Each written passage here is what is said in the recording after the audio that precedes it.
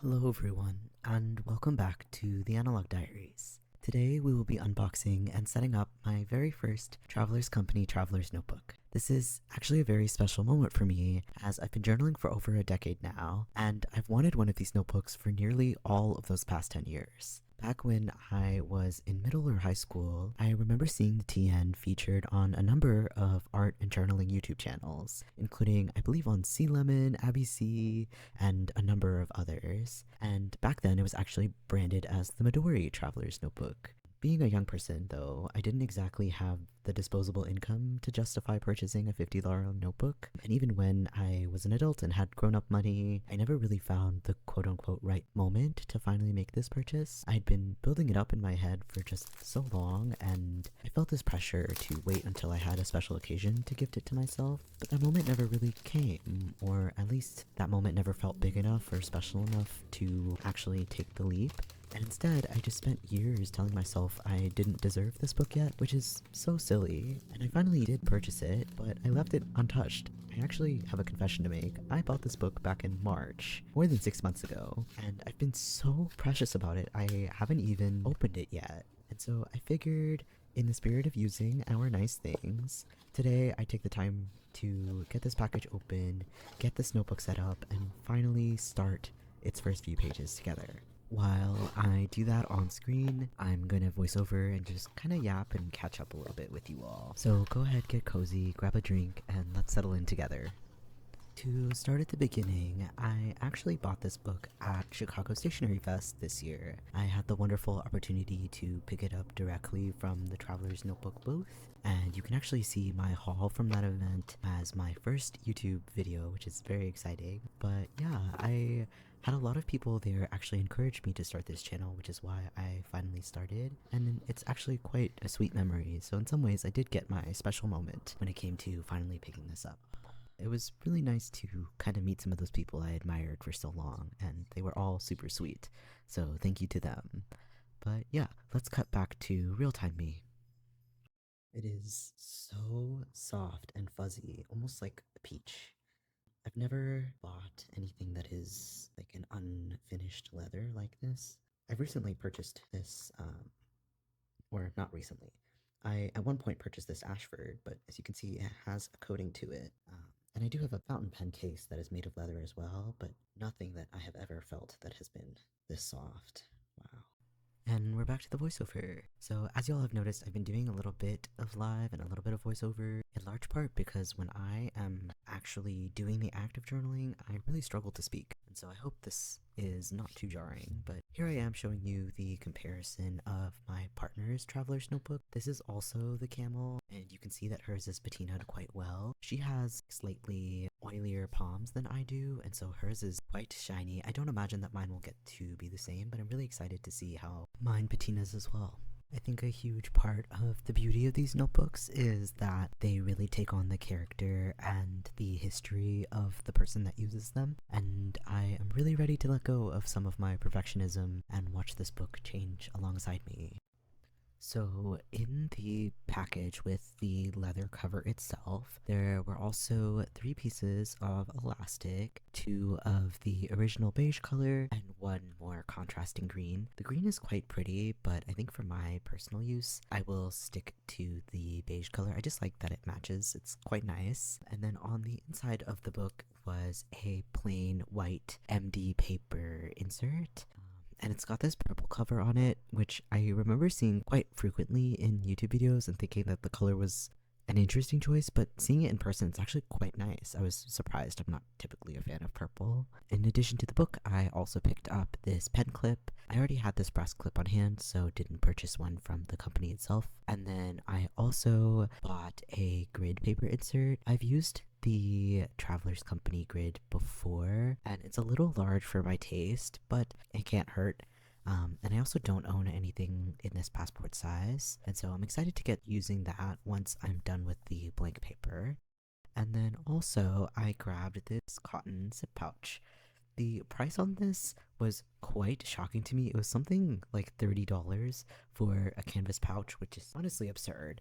But The color of it is really nice, and I really like the design language with this little leather tag. Fun fact about me, my favorite color is actually green, and that being said, I thought long and hard about whether or not I wanted the camel TN or the olive TN. I think if I was just choosing as myself now, I would have picked the olive, but growing up, and for the last 10 years, I have always kind of expected to get a camel. That was the one that I thought was the most beautiful, and the olive wasn't out back when I first wanted one. And so, in honor of my younger self, I ended up picking the camel, which I'm quite pleased with. The color is beautiful, but don't be too surprised if you see a standard sized olive in the future. So, at this point, I'm sure you're wondering what I actually intend to do with this book that I have waited so long to acquire. I even actually, in one of my more recent videos, mentioned that I couldn't imagine adding any more books to my system. And here I am, eating my words. My M5 rings that I use as my wallet hasn't been working very well for me lately. I find myself being a little too precious with it, and the paper is too small for brainstorming or anything more involved. So I've only really been using my M5 for finance tracking and for lists. And in thinking a little bit more about systems that have worked for me in the past, I used to carry around a pocket moleskin that I used to use for random thoughts, sketching, and I found that that worked really well for me and kept me off my phone. And so I'm actually hoping to use both these books as my EDC, my M5 as a finance tracker and for reference and dedicated lists, and my traveler's notebook more for the similar purpose of that old moleskin as a way to think on paper and really just scribble away. Additionally, I have taken to carrying my passport with me as part of my EDC. I'm sure I don't need to get into why, given the state of the United States right now, but I was thinking that it might be beneficial and helpful to just go ahead and integrate that into this notebook cover and keep my EDC books a little bit more compact as a result. I did give it a try off screen to put the blank insert, the grid insert, my passport, and the zip case into this cover just to see what would happen. And what happened was that it was far too chunky to really be portable or pocketable. And so you'll see me in a second actually put this grid insert away. And I think that'll actually be quite good for me, as I'll be forced to really use one book for everything and be a little more messy in it and exercise that muscle of not being too precious with it. It'll be good practice in scribbling and not really trying to separate thoughts into separate books. And if I need to archive, I can archive. And so what I'm doing now is I am just using that extra green elastic to go ahead and attach the purple insert with my passport so that the two of them can live together in this notebook. And I find that that's the right amount of chunky where I'm able to get everything into the cover, but still writable and still pretty portable. Speaking of my perfectionism problem, I have started to notice that over maybe the last year or so of journaling, and especially of watching a lot of journal content online, I have started to have some more unrealistic expectations for my books. I historically have always really journaled to understand myself, to document my life, and to really process my emotions. And frankly, when I'm writing for the act of thinking or thinking on paper, trying to process more difficult experiences or anything like that, it's not going to be beautiful, you know? I think there are times when journaling for me is an act of creativity, an act of making art, and I really enjoy that process, and I really enjoy creating more beautiful spreads, especially for memory keeping purposes. But I have found that that ethos and that aesthetic has bled its way into my brainstorming journals, into my processing journals, and I have found even that I process and I brainstorm less because I am thinking of journaling as this very laborious process where I'm supposed to sit down and have my watercolor pan open and my sketch pad and my tools, and I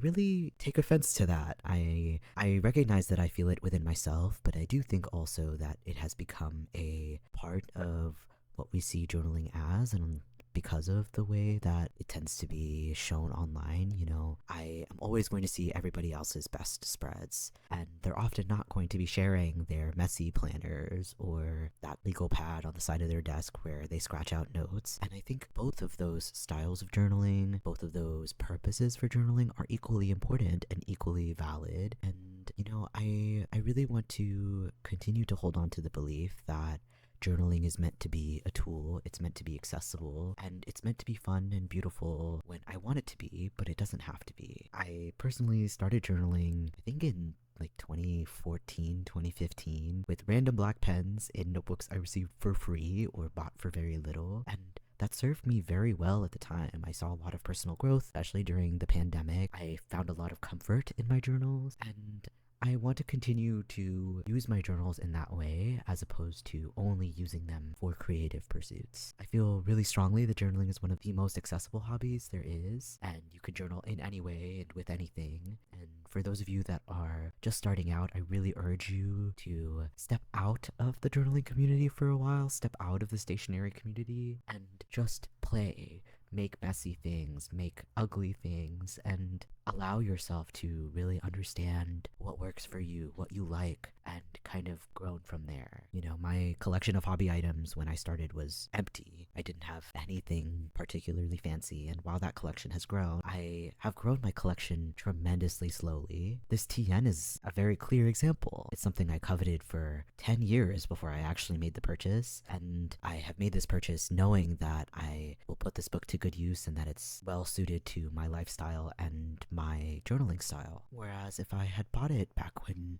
you know, I was 15, maybe I would have bought the wrong size or the wrong color, and as the years passed, I wouldn't have gotten to use it and to really treasure it in the way I do now.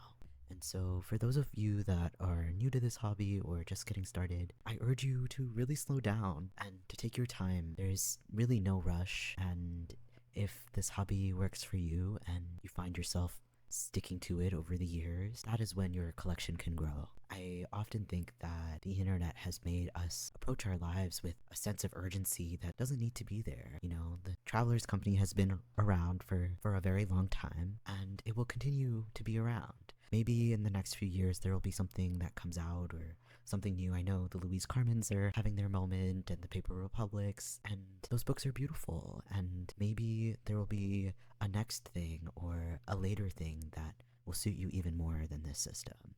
So take your time, really find what you like and let yourself explore without any kind of rush, without any kind of constraints or feeling like you have to match what others are doing. And you'll find your way in this hobby that suits you and that is perfect for you. So all that being said, and in the spirit of doing a little more exploration and being less perfect in this book, I went ahead and kind of wrote my intention for the book on that first page. So I'll take a moment to go ahead and read that to you. Hello, I have been far too precious with this book, and that has left it wallowing away in its packaging. No longer. This book is officially for messy handwriting, scribbles, disorganized thoughts, and whatever else comes to mind. No rules. I'll toss this insert out once I'm done, archive anything worth keeping, and start over. I hope this book is a good reminder for me to use my beautiful things and to journal recklessly without other eyes. Thank you all so much for stopping by today and for listening to me ramble as I get this book set up. I really enjoy taking this time every Sunday to talk to you, and I hope to see you again next week as well. Have a wonderful week ahead, and goodbye.